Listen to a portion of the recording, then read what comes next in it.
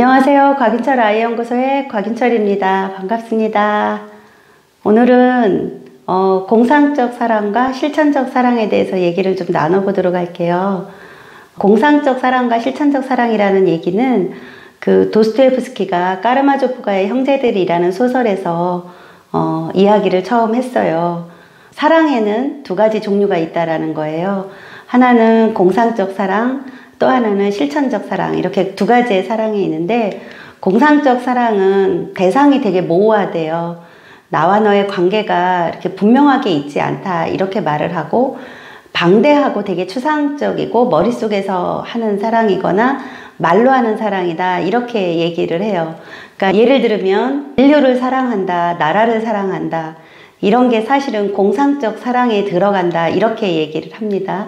공상적 사랑이라고 하는 이유는 뭐냐면, 느낌과 감정은 분명히 있지만 내가 바빠지면 그 실천을 못하는 거죠. 그리고 내가 감정이 상하거나 또 경제적 상황이 어려워지면, 환경이 바뀌거나 그러면 책임감도 없고 또 희생이 없기 때문에 언제든지 멈출 수 있는 사랑이기 때문에 그거를 공상적 사랑이다, 이렇게 표현을 한다라는 거예요.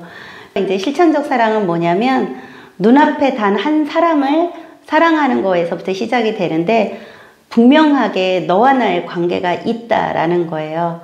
그리고 반드시 행동이 동반이 되고 평생에 걸쳐서 책임과 의무를 다 하는 것이 실천적 사랑이고, 또 중노동이 그 안에 들어가 있다라고 그래요. 또 묵묵히 인내해야지 되고 희생해야지 되고, 아주 결정적인 거는 보상을 바라지 않아야지 된다, 이렇게 하면서 불굴의 용기가 필요한 것이 실천적 사랑이다, 이렇게 얘기를 해요. 여기까지 얘기만 들어도 실천적 사랑이 뭔지 여러분들 혹시 눈치채셨어요?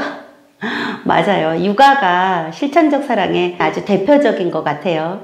그런데 이 실천적 사랑은 인간으로서 참 하기가 어렵다, 이렇게 그 도스토옙스키가 얘기를 해요. 그 이유가 뭐냐면, 누구든지 그 한 사람이 내 옆으로 오기만 하면 그 사람의 개성이 나의 자존심과 자유를 압박하기 때문에 실천적 사랑을 하기가 너무나 어렵다, 이런 얘기를 해요.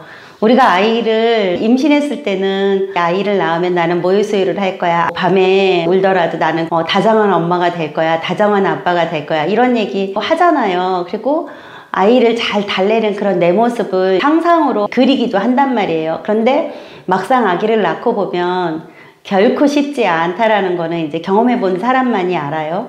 아이가 밤에 잠을 안 자거나 그러면 이 손끝에, 아이를 안고 있는 그 손끝에 힘이 들어가고, 아이를 안고 엄마가 이렇게 달래는 과정에서 화가 나서 목소리가 막 퉁명스러워지고, 그리고 목소리에 짜증이 들어가 있고 불안이 들어가 있고 그렇다는 거죠. 그래서 아이와 관계를 하기 시작하면서부터는 실천적 사랑의 현장으로 들어가는 건데, 그 실천적 사랑이 결코 쉽지는 않아요. 거기에다가 지금 현재 사회는 자기애적 사회라고 그러거든요. 그래서 너 힘들면 안 해도 돼, 이런 메시지를 되게 많이 주고 있거든요. 분명히 나는 아기를 낳고 나면 그 아이에게 헌신을 하려고 했었는데, 근데 그때 너도 중요하다라는 메시지 때문에 내가 지금 여기서 뭐 하지? 그래, 내가 중요해. 그러면서 사실은 모유수유 계획했던 분들 중에서 분유수유로 넘어가는 경우도 되게 많단 말이에요. 이런 것이 나쁘다 좋다 그런 얘기를 하는 것이 아니라, 이 사회가 그런 이야기를 준다라는 거거든요. 그래서 우리는 실천적 사랑하는 것이 결코 쉽지 않은 그런 상황에 있다라고 할 수 있어요.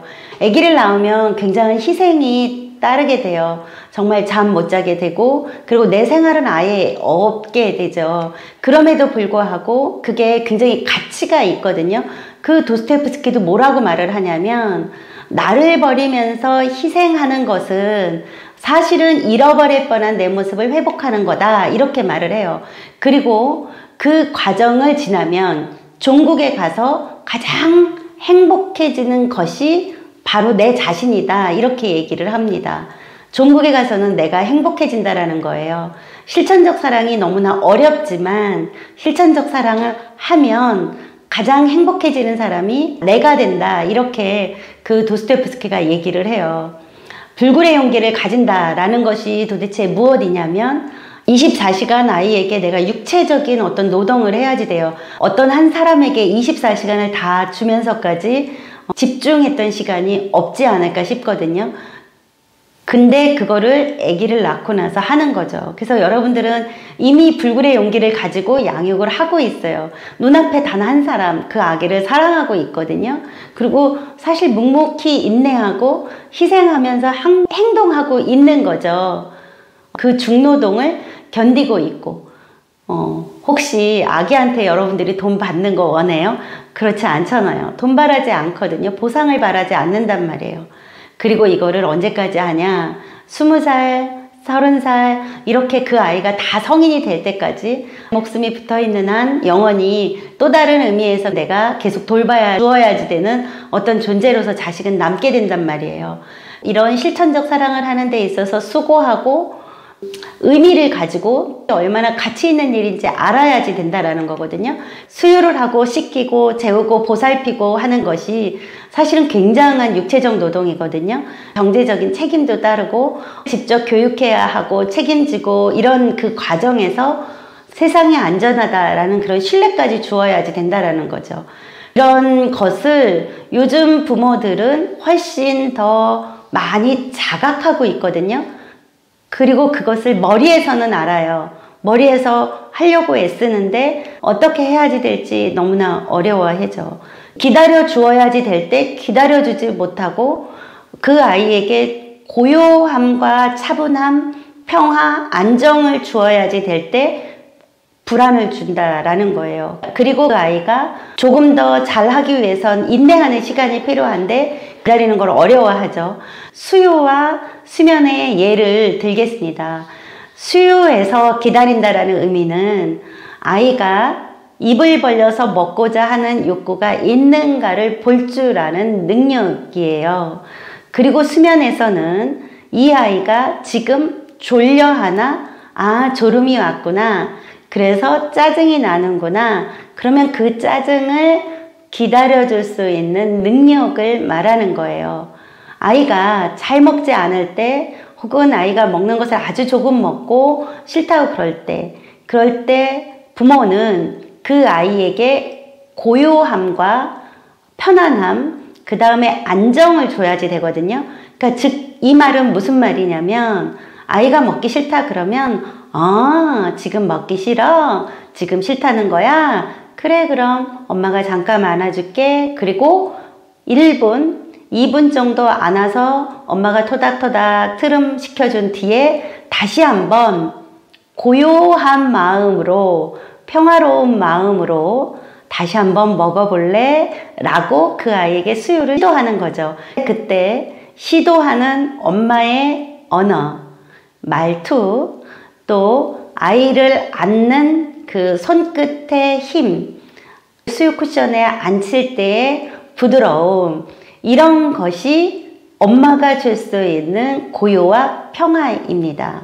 수면에서는 어떻게 고요와 평화와 안정을 줄 것인가? 아기가 이제 잠이 오면 막 흥분이 되잖아요. 그럼 우리는 토닥토닥 하기도 하고 때로는 그 아이를 보면서 기다리기도 하고 그러죠.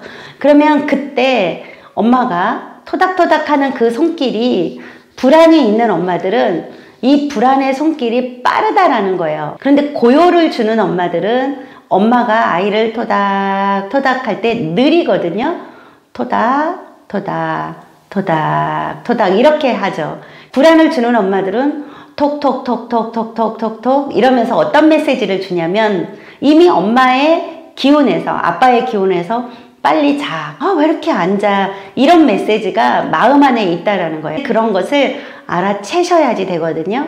내 마음이 고요한지, 기다려줄 수 있는 에너지가 있는지, 그 아이에게 평화를 줄 수 있는 에너지가 있는지, 이런 거를 이렇게 알아낼 수 있습니다. 그게 바로 실천적 사랑이에요. 실천적 사랑이라는 것은 여러분들이 가지고 있는 평화, 고요를 그 아이에게 차분하게 전달할 수 있는 그런 사랑이다, 이렇게 말을 해요. 며칠 만에 익은 토마토가 본질적인 맛을 낼 수 없죠. 그와 마찬가지로 아기가 태어나자마자 모유수유 잘할 수 없어요. 그리고 아이가 태어나자마자 쉽게 자지 못해요. 우리가 그때 기다려줄 수 있는 여유, 이 세상은 안전하다라고 전해줄 수 있는 엄마의 그런 고요함이 그 아이가 수유를 편안하게 하고 수면을 편안하게 잘 수 있는 그런 경험이 된다라고 보시면 됩니다. 양육하는 과정에서 편안함을 경험하고 있다면 여러분들은 양육을 제대로 하고 있는 거고요. 도스토옙스키가 말한 실천적 사랑을 하고 있는 거다, 이렇게 이해를 하시면 됩니다.